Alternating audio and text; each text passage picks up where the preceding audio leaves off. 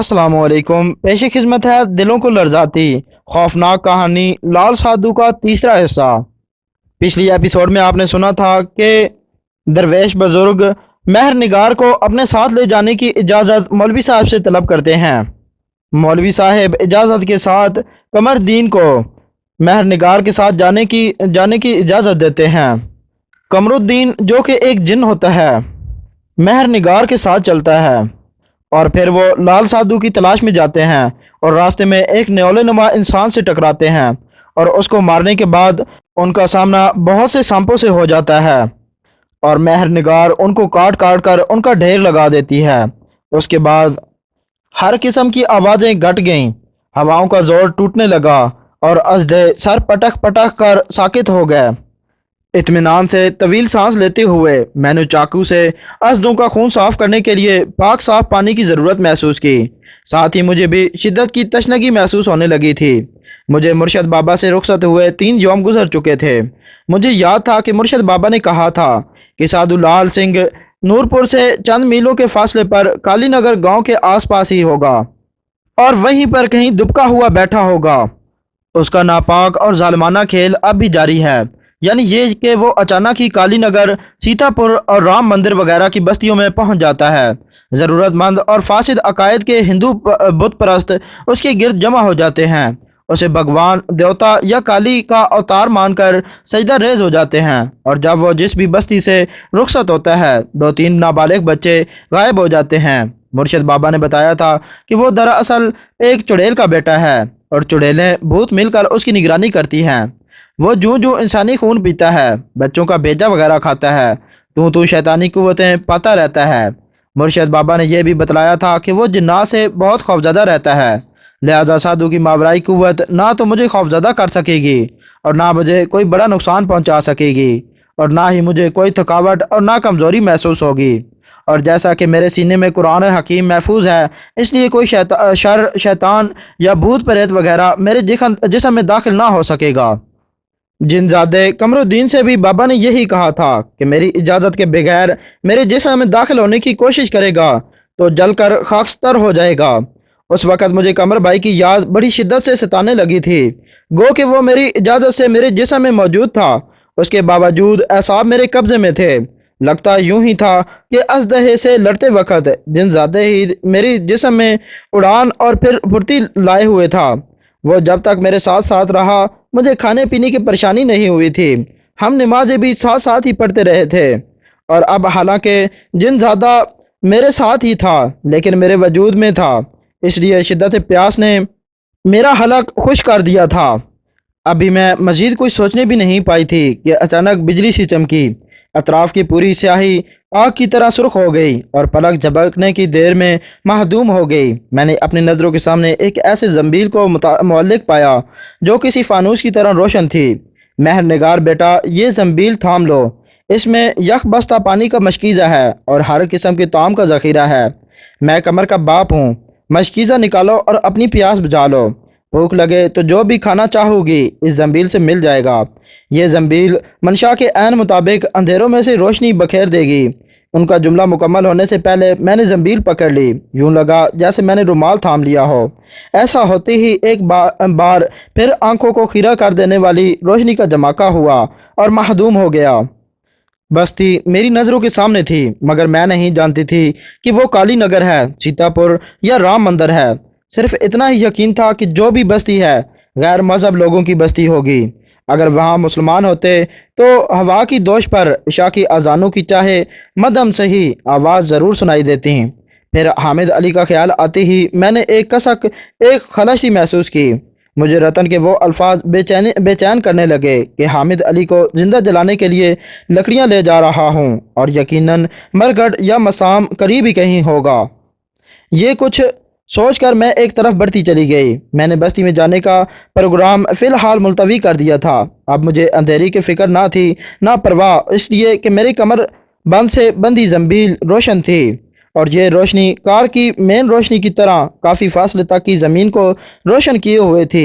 उस रोशनी में मैंने लातादाद काकरोचों को इधर उधर दौड़ते देखा, लातादाद मच्छरों को भैं भैं करते देखा और इसी तरफ बढ़ती चली गई जिस तरफ रोशनी गिर रही थी। बमुश्किल 1.5 फरलांग आगे बढ़ी थी कि मेरे असास कानों से एक नहीफ और घुटी घुटी सी आवाज़ टकराई। पानी, पानी, पानी। मैं तड़प ही तो गई, मेरा रगो रेशा थर थरा कर रह गया और मैंने दौड़ना शुरू कर दिया, इसलिए कि मैं इस आवाज़ को पहचान चुकी थी। ये हामिद अली की आवाज़ थी। जल्द ही मैं उसके पास पहुंच गई, जहां ज़मीन पर हामिद अली चित पड़ा हुआ था और करा रहा था। उसके हाथ पैर ज़मीन में ठोंसे हुए, चार खूंटियों से बंधे हुए थे। उसके चेहरे और जिस्म पर धूल मट्टी बिछी हुई थी। रोशनी महसूस करते ही उसने पलकें फिड़फिड़ाईं, मगर धूल के बायस आंखें ना खोल सका था। सच जानिए, उसकी ये हालत देखकर मेरा कलेजा कट सा गया। गम दर्द की एक तेज लहर सी मेरे जिस्म में सरसरा गई। मैंने फिल्फ और चाकू निकाला और उसकी बंद मशकी काटी। अपने घुटने जमीन से टेक कर उसे सहारा देकर बिठाया और जंबील से छोटा सा मशकीज़ा निकाल कर उसके होंठों से लगा दिया। मैं निगार हूँ हामिद, ठहर ठहर कर पानी पीना, मत घबराना कि पानी बहुत है। चंद घूंट अलग से उतारने के बाद हामिद ने अल्हम्दुलिल्लाह कहा। इस दौरान मैं अपने सर के दुपट्टे से उसकी आंखों, चेहरे और सीने से मट्टी झाड़ चुकी थी। महर निगार, तुम यहाँ कैसे पहुंची? वो रुक रुक कर बोला। अल्लाह के हुक्म से पहुंची हूँ। अपने जहन को ज्यादा ना थकाओ, कुछ खाओगे? हाँ महर निगार, सुबह से भूखा हूँ। 3 बार बहुत सारे लोग यहाँ मुर्दे जलाने आए थे। मैं उन्हें आवाज़ें देता रहा, मगर कोई भी मेरी तरफ मुतवज्जा नहीं हुआ। जैसे उन्होंने मेरी आवाज़ सुनी ही नहीं, मुझे देखा तक नहीं। मैंने कहा ना, अपने जहन को मत थकाओ। अच्छा बतलाओ, क्या खाओगे?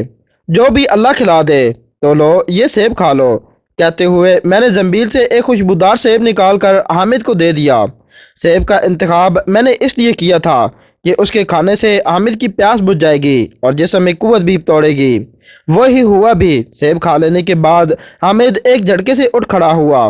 ठहरो हामिद, पहले खूब तरह से अपने कपड़े झाड़ लो, इसके बाद हाथ मुंह धो लो। गर्ज ये कि 20 मिनट के अंदर हामिद चाकू चौबंद हो गया। हाँ, अब बताओ, तुम इस वीराने खौफनाक मकाम पर कैसे पहुंची? बतला दूंगी। चलो कहीं पुरसकून जगह चल कर बैठते हैं। इशा की नमाज पढ़ेंगे, कुछ खा लेंगे और फिर आराम से बैठकर बातें करेंगे। कैसी बातें करती हो महर निगार? ये एक मसान है। चारों तरफ से गटरों का गलीज पानी जोहड़ की तरह जमा है। कहीं कोई ऐसी पाक जगह नहीं है जहां हम नमाज अदा कर सकें। क्या तुम्हें बदबू महसूस नहीं हो रही? क्या तुम मच्छरों की भिनभिनाहट और मेंढकों की टिटराहट नहीं सुन रही हो? सब कुछ सुन रही हूँ और महसूस कर रही हूँ। मैंने अतराफ में बहुत से टीले भी देखे हैं। किसी टीले पर ही चल कर बैठते हैं। अब हामिद के लिए जिद्दो बहस की गुंजाइश नहीं रही। वो मेरे साथ साथ एक तरफ को चलने लगा। कमरुद्दीन को कहाँ छोड़ा? वो तो तुम्हारे साथ ही मुर्शिद बाबा से मिलने गया था। उफ, वो बहुत बेसब्रे हो तुम। लेकिन ये तो बतलाओ कि तुम इधर उधर अंधेरे में क्या देख रहे हो? वो मुर्शिद बाबा ने मुझे एक तलवार दी थी। मुझे खूब तरह से मालूम है कि मुझे बांध देने से पहले एक शख्स ने मेरी तलवार नियाम समेत बेरी की दरख्त से लटका दी थी। मैं उसी दरख्त को तलाश कर रहा हूँ। ओह, तो फिर आओ पहले बेरी का वह दरख्त ही तलाश कर लें। तगैरुखेज आवाज़ के साथ मैंने जंबील को कमर बंद से खींच कर उसकी रोशनी अतराफ पर डालनी शुरू कर दी। गलबन रात की 11 बज रहे होंगे। हम टीली की सतह पर बैठे हुए थे। नमाज पढ़ ली थी। अपनी पसंद का खाना जंबील से निकाल कर हम खा चुके थे। हामिद अली की तलवार हम तलाश कर चुके थे। जंबील की रोशनी अज खुद गायब हो चुकी थी। ताहम सितारों की छाँव में हम एक दूसरे को बखूबी देख सकते थे। पूरा अतराफ गुप अंधेरे में सिमटा हुआ था। हवाओं के दोष पर बहकर आने वाले मेंढकों को और दीगर कीड़े मकोड़ों की आवाज़ें बहुत ही पुरअसरार लग रही थी और हामिद अपनी रुदाद सुना रहा था। सब्जपोश बाबा ने हमें नूरपुर लौट जाने का हुक्म दिया था। हालांकि मैं तुम्हारे और कमर के साथ मिलकर मुर्शिद बाबा के पास जाना चाहता था। बादल ने ख्वास्ता मैं अब्बा के साथ बस में बैठकर नूरपुर पहुंच गया। जोहर नमाज के बाद मुझे अचानक दौड़ा पड़ा। हनूज मैं होश में ही था कि अब्बा जान ने पुड़िया निकाली और चुटकी भरकर पानी में डाल दी। न जाने मुझे क्या हुआ कि मैंने झपट कर पुड़िया में से उठा ली और पूरा पाउडर पानी में डालकर और घोल कर पूरा पानी पी गया। हालांकि अब्बा जी और अम्मी जी बहुत सिटपिटाए, चीखे चिल्लाए, मगर मुझ पर कोई असर नहीं हुआ। चंद ही लम्हे गुजरने पाए थे कि मेरे कानों, नथनों और मुंह से बेतहाशा गरम गरम भाप सी निकलने लगी। ابو امی نے بھی بھاپ اور گرم گرمائش کو محسوس کیا اور گھبرا کر مجھ سے دور ہٹ گیا۔ یقین جانو مہر نگار، چند ہی لمحوں بعد میرا دماغ اور جسم ہلکا پھلکا ہو گیا اور میں مکمل طور پر ٹھیک ہو گیا۔ ابو امی بہت خوش ہوئے اور اللہ کے نام پر غربا میں نقدی کی صورت میں خیرات بانٹنے لگے۔ اب میں سبز پوش بابا کی طرف سے کچھ مشکوک ہو گیا۔ انہوں نے ہی تو کہا تھا کہ جب تک سادھو کی موت واقع نہیں ہو جاتی میں آسیبی گرفت سے نہیں نکل سکتا۔ مجھے بہت زیادہ ندامت بھی محسوس ہوئی کہ میری وجہ سے تمہیں اور کمرو کو گھر چھوڑنا پڑا، اور میں ہزار دقتوں کے بعد امی اور ابو سے اجازت دے کر مرشد بابا سے ملنے چلا گیا۔ ابو نے مجھے اچھی خاصی رقم زیادہ راہ کے طور پر دے دی تھی، اس لیے میں کوئی دشواری اٹھائے بغیر سورج ڈلے تک میاں عبد الجبار یعنی مرشد بابا کے آستانے پر پہنچ گیا۔ سبز پوش بابا وہیں بیٹھے تھے اور مجھے دیکھ کر مسکرا دیے تھے، اور جب میری باری آئی تو میں نے مرشد بابا سے اس خواہش کا اظہار کیا کہ سادھو لال سنگھ کو میں قتل کروں گا۔ انہوں نے بڑے شفقت سے مجھے سمجھایا کہ سادھو لال کی موت مہر نگار کے ہی ہاتھوں ہونی ہے، تاہم دیگر آفتوں کو مٹانے کے لیے تمہارا انتخاب بھی ہو چکا ہے۔ اس کے بعد انہوں نے مجھے یہ تلوار دی اور سمجھا بجھا کر مجھے جانے کی اجازت دے دی۔ میرا اندیشہ بھی مٹ چکا تھا۔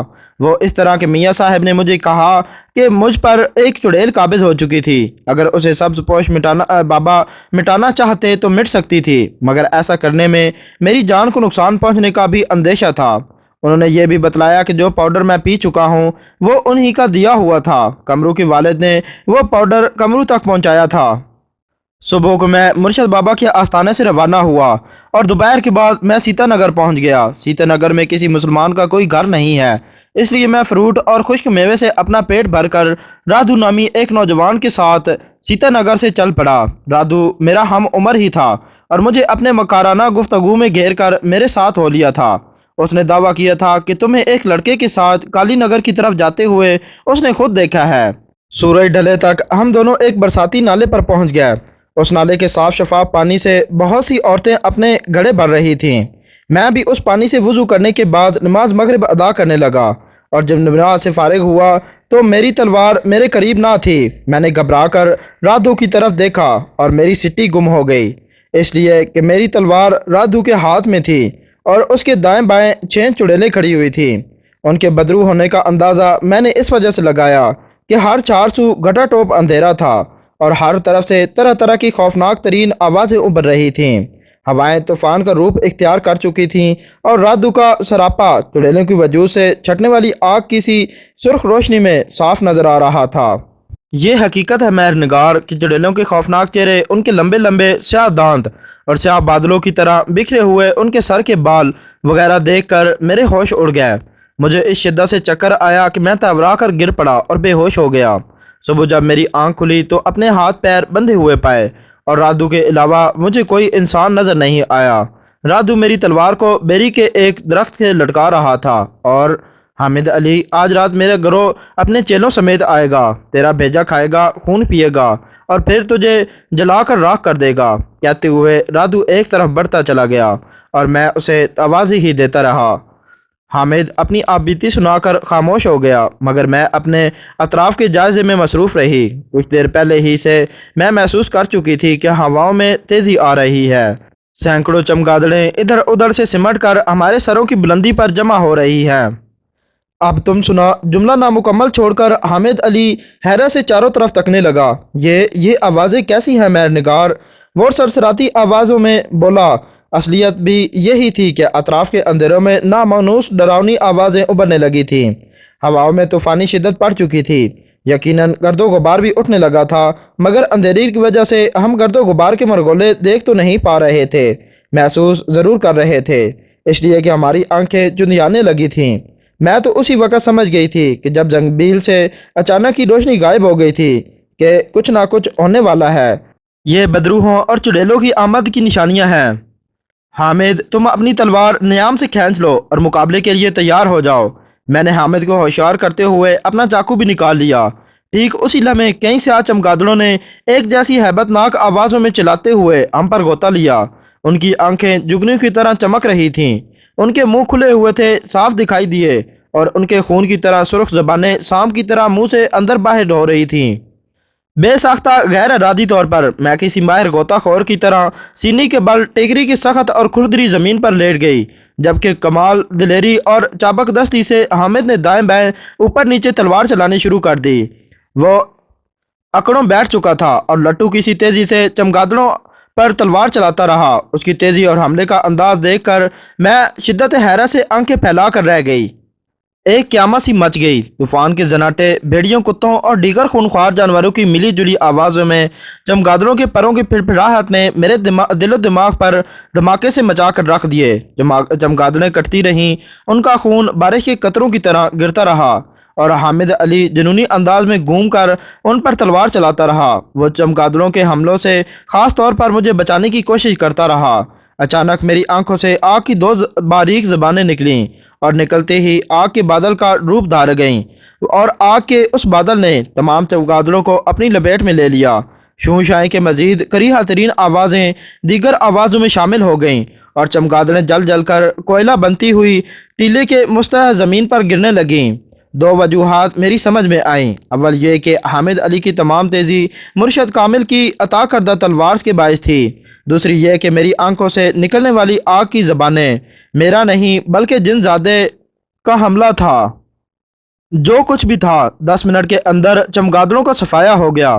میں اور حامد علی اطمینان کی سانس لیتے ہوئے اٹھ کھڑے ہوئے اور ٹیلی کی زمین پر مردہ چمگادڑوں کا جم غفیر دیکھ کر اپنے خشک ہو جانے والے ہونٹوں پر زبان پھیرتے رہ گئے۔ تاہم طوفان کی شدت میں کوئی کمی نہیں آئی۔ جھک جھک اور بک بک کی خوفناک آوازیں بدستور گونجتی رہیں اور میری زنبیل بھی روشن نہیں ہوئی۔ یہ ثبوت اس بات کا تھا کہ ہنوز انجانا خطرہ ہمارے آس پاس ہی موجود ہے۔ تم ٹھیک ہو نا مہر نگار؟ حامد بے ساختگی میں مجھے اپنی باہوں میں سمیٹتے ہوئے بولا۔ ہاں ہاں حامد، میں بالکل ٹھیک ہوں۔ اور تم؟ الحمدللہ، ایک بھی چمگادڑ میرے جسم کو چھو نہیں سکی تھی۔ حامد بری طرح چونکتے ہوئے بولا۔ وہ مجھے اپنے باہوں کی گرفت میں سے اس طرح جھٹک چکا تھا جیسے میں نے اسے کرنٹ لگا دیا ہو۔ معاف کرنا مہر نگار، تمہیں چھونے کی مجھ سے غلطی ہو گئی۔ رہنے بھی دو حامد، آخر ایک نہ ایک دن ایسا ہونا ہی ہے۔ میں جن بھائی سے حاصل کردہ معلومات کی روشنی میں بولی۔ کیا مطلب؟ حامد چونکتے لہجے میں بولا۔ پھر اس سے پہلے کہ میں کچھ جواب دیتی، اچانک ہی ایک سماعت شکن کڑاکا ہوا۔ اس کڑاکے کی گونج کا یہ عالم تھا کہ ٹیلا اس شدت سے کانپا کہ ہمیں توازن برقرار رکھنا دشوار محسوس ہوا۔ بھاگو حامد! میں حامد کی کلائی پکڑ کر اترائی کی طرف دوڑ پڑی۔ رکنا نہیں حامد! زمین پر پہنچتی ہی میں ایک بار پھر چلائی اس لیے کہ ماحول پر جو تیز، ہولناک اور تسلسل سے قائم آوازیں محیط تھیں، ان کی وجہ سے اور کوئی کان پڑی آواز سنائی نہیں دے رہی تھی۔ جو کچھ بھی تھا، ہم بے ساختہ دوڑ رہے تھے۔ ہم کہاں جا رہے تھے اس کا نہ تو حامد کو ہوش تھا اور نہ ہی مجھے اس کی پرواہ تھی۔ میرے لیے تو یہی تصور حوصلہ افزا اور مسرور کن تھا کہ میرا منگیتر میرے ساتھ ہے۔ ابھی ہم چند سو گز ہی ٹیلے سے دور ہوئے تھے کہ ایک اور سماعت شکن کڑاکا ہوا۔ ہمارے پیروں تلے کی زمین تھر تھرا گئی اور دوڑنا موقوف کر کے ہم دونوں ہی سینے کے بل زمین پر گر گئے۔ ظلمات کے سے اندھیروں میں ہم یہ تو نہیں دیکھ سکے کہ کیا ہوا تھا اور نہ ہی گرد و غبار کے اٹھنے ہوئے طوفان کو دیکھ سکے تھے۔ اس کے باوجود ہماری پیٹھ پر گرنے والی مٹی اور کنکر اور اطراف میں بارش کی قطروں کی طرح گرنے والے پتھروں سے اندازہ لگایا کہ جس ٹیلے سے ہم اتر کر بھاگے ہیں وہ روئی کے گالے کی طرح پھٹ کر بکھر چکا ہے۔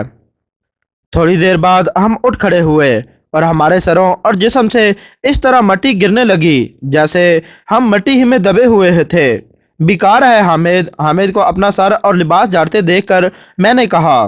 جب تک ہم کسی کنویں، تالاب، نہر یا ندی نالے کے پانی میں نہا نہیں لیتے، بھوت ہی بنے رہیں گے۔ وہ تو سب ٹھیک ہے مہر نگار، لیکن ہم کنواں، نہر یا ندی نالا کہاں تلاش کریں گے؟ ایک تو طوفان ہے جو تھمنے کا نام ہی نہیں لے رہا، اور پھر گونج مجاتی آوازیں دماغ کی چولے ہلا دے رہی ہیں۔ ممکن ہے حامد علی اس سے آگے بھی کچھ کہتا کہ اچانک میری سماعت سے رام رام ست ہے کی آوازیں سنائی دیں۔ حامد غور سے سنو، رام رام ست ہے کی آوازیں تمہیں سنائی دیتی ہیں یا میرا واہمہ ہے؟ ایک منٹ کے لیے حامد خاموش ہو گیا۔ وہ گرد و غبار اڑاتے سیاہ طوفان کی گہرائیوں کا جائزہ بھی لے رہا تھا۔ ہاں ہاں مہر نگار، وہ دیکھو! حامد عجیب سے لہجے میں بولا تھا، لیکن جب میں نے حامد کی توجہ دلانے پر اس کی نظروں کی سید میں دیکھا تو کچھ فاصلے پر گیند ساز کی کئی روشنیاں دیکھ کر میں جرجرا کر رہ گئی۔